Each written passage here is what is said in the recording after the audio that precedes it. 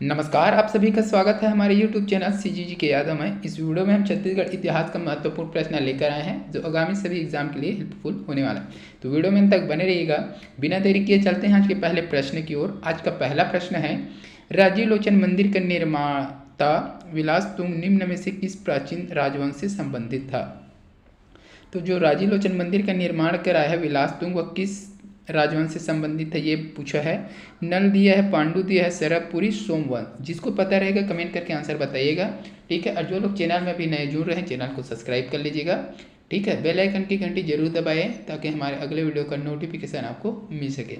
इसका 2-4 भाग डल चुका है, तो जो लोग देखे नहीं हैं प्ले लिस्ट में जा करके देख लीजिएगा। इतिहास का लगभग बहुत सारा प्रश्न डला हुआ है जो एग्ज़ाम के लिए आपका हेल्पफुल होगा। ठीक है, तो विलास तुंग जो है किस राजवंश से संबंधित है ये बताना है इसमें। इसका सही आंसर हो जाएगा ऑप्शन ए हो जाएगा नलवंश। ठीक है, तो नलवंशी शासक विलास तुंग ने राजीव लोचन मंदिर का निर्माण कराया। कहाँ है राजीव लोचन मंदिर, ये भी एग्जाम में पूछा जाता है। तो राजिम में है, याद रखिएगा राजिम। ठीक है,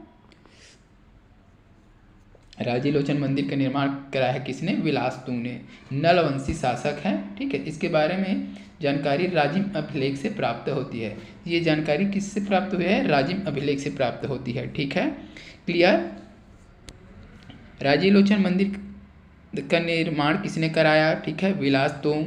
ठीक है, वह किस राजवंश से संबंधित है? तो नल। ठीक है, राजीव लोचन मंदिर कहाँ है?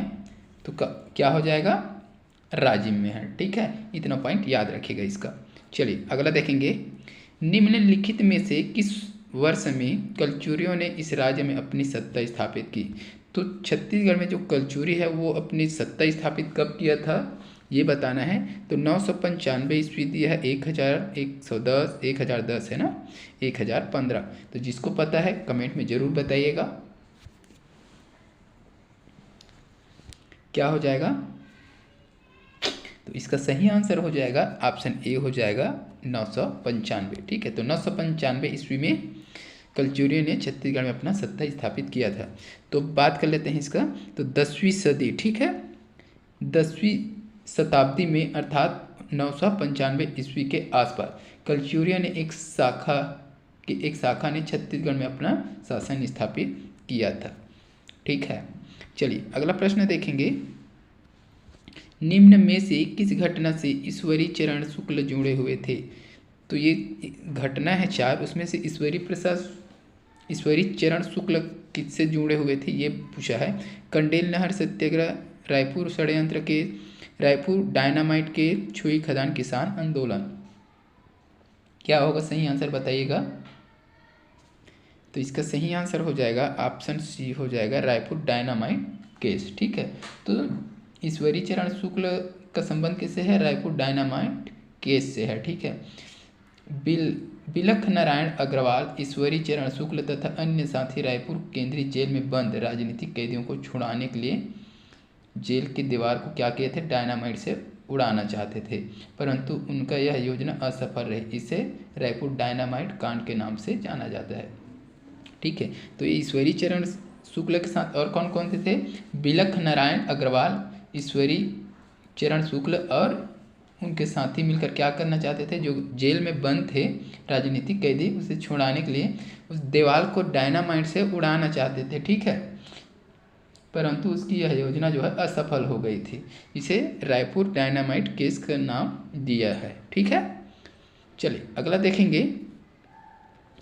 ब्रिटिश संरक्षण काल 1818 से 1830 में निम्नलिखित में से कौन इस राज्य का प्रथम सुप्रिटेंडेंट था? ठीक है, तो पी वांस एग्नू, कैप्टन हंटर, मी विल्किंसन, कैप्टन एडमंड। तो इसका सही आंसर हो जाएगा ऑप्शन डी हो जाएगा कैप्टन एडमंड। ब्रिटिश संरक्षण काल के दौरान छत्तीसगढ़ में नियुक्त होने वाला प्रथम अधीक्षक कौन था? कैप्टन एडमंड था। ठीक है, तो इसका काल पूछ देगा तो 1818 से 1830 तक। ठीक है, सुप्रिटेंडेंट कौन था? कैप्टन एडमंड था। अगला प्रश्न है, इस राज्य का निम्नलिखित में से कौन सा शहर चौराहों का नगर के नाम से जाना जाता है? मोस्ट टाइम भी प्रश्न, सभी का कमेंट में आंसर आना चाहिए। तो रायपुर दिया है, बिलासपुर, अंबिकापुर, जगदलपुर। सही आंसर हो जाएगा ऑप्शन डी हो जाएगा जगदलपुर। तो जगदलपुर शहर को चौराहों का नगर के नाम से जाना जाता है। इसका श्रेय काकती नरेश रुद्र प्रताप देव को जाता है। ठीक है, अगला प्रश्न देखेंगे। कलचुरी शासक राज सिंह के दरबारी कवि गोपाल मिश्र ने निम्नलिखित में से किस ग्रंथ की रचना की है? तो गोपाल मिश्र किसके दरबारी कवि थे, यह भी एग्जाम में पूछा जा सकता है। तो कलचुरी शासक राज सिंह के दरबारी कवि थे गोपाल मिश्र। इन्होंने ये 4 दिया, उसमें से किसकी रचना की है ये बताना है। तो तारीख ए है वंशी, खूब तमाशा, रतनपुर, महात्म्य, और इनमें से कोई नहीं। क्या होगा इसका सही आंसर? तो इसका सही आंसर हो जाएगा ऑप्शन बी हो जाएगा खूब तमाशा। खूब तमाशा का रचनाकार कौन है, ऐसा भी एग्जाम में पूछा जा सकता है। तो गोपाल मिश्र हो जाएगा, याद रखिएगा। ठीक है, तो कलचुरी शासक राज सिंह के दरबारी कवि कौन थे? गोपाल मिश्र है। इन्होंने कब किया था? तो 1689 में। ठीक है, 1689 में खूब तमाशा नामक ग्रंथ की रचना की थी। तो ये भी इम्पोर्टेंट है। खूब तमाशा की रचना कब की गई थी? तो 1689 में। किसके द्वारा? गोपाल मिश्र। गोपाल मिश्र कौन थे? तो कलचुरी शासक था राज सिंह, उसके दरबारी कवि थे गोपाल सिंह। ठीक है, यह कलचुरी शासक राज सिंह के दरबारी कवि कौन है करके भी पूछा जा सकता है। तो गोपाल मिश्र हो जाएगा। ठीक है, चलिए अगला प्रश्न देख लेंगे। निम्नलिखित में से किस वर्ष में नागपुर राज्य के साथ इस राज्य को ब्रिटिश साम्राज्य में सम्मिलित किया गया?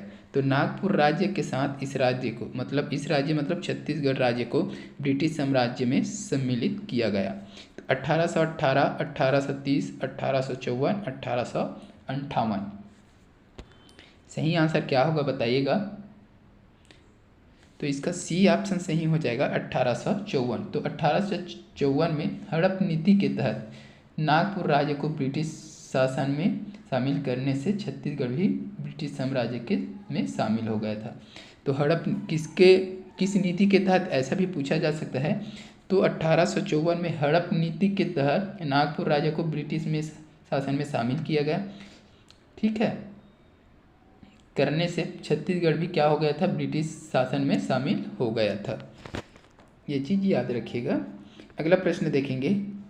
इस राज्य के निम्नलिखित में से किस स्थान में 1857 ईस्वी में विद्रोह नहीं हुआ था? तो प्रश्न क्या पूछ रहे हैं? नहीं हुआ था। ठीक है, सोनाखान, संबलपुर, उदयपुर, रायपुर। तो 1857 में कहाँ विद्रोह नहीं हुआ था ये बताना है। सोनाखान, संबलपुर, उदयपुर, रायपुर।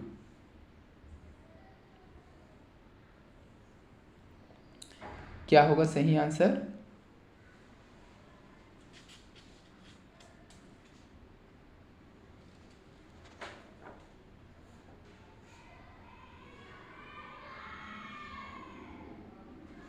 तो इसका सही आंसर हो जाएगा ऑप्शन डी हो जाएगा रायपुर। ठीक है, तो 1857 की क्रांति के दौरान छत्तीसगढ़ क्षेत्र से सोनाखान, संबलपुर, उदयपुर आदि स्थानों पर क्या हुआ था? विद्रोह हुआ था, जबकि रायपुर में नहीं हुआ था। ठीक है,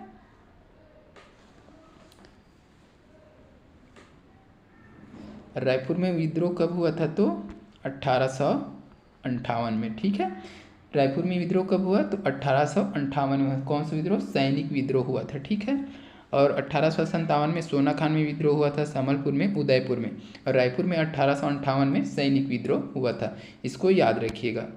अगला प्रश्न देखेंगे। इस राज्य में सविनय अवज्ञा आंदोलन के दौरान बच्चों के एक संगठन वानर सेना के संस्थापक कौन थे? पंडित सुंदरलाल शर्मा, बलीराम दुबे, कुंज बिहारी अग्निहोत्री, शोभाराम साहू। तो इसका सही आंसर हो जाएगा ऑप्शन बी हो जाएगा बलीराम दुबे। ठीक है, तो सविनय अवज्ञा आंदोलन के दौरान रायपुर में जति यतन लाल तथा बलीराम दुबे आजाद द्वारा वानर सेना का गठन किया गया था। ठीक है, इसको याद रखिएगा।